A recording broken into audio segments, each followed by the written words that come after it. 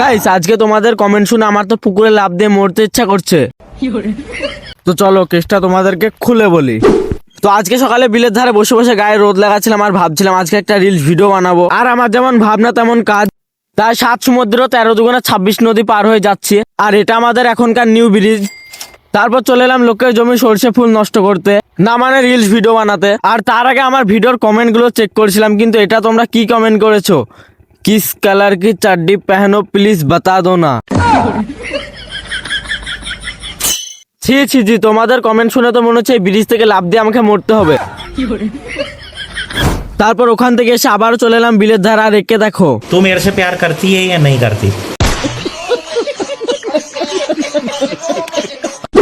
তারপর সন্ধ্যাবেলাতে দেখছিলাম India versus নিউজিল্যান্ডের ম্যাচ। আর ওই যে দেখতে পাচ্ছ তোমরা, বিরাট কোহলি ব্যাট করছে। কিন্তু বিরাট কোহলির সঙ্গে যদি আমি ব্যাট করতাম তা মনে হয় রানটা আরো বেশি থাকতো।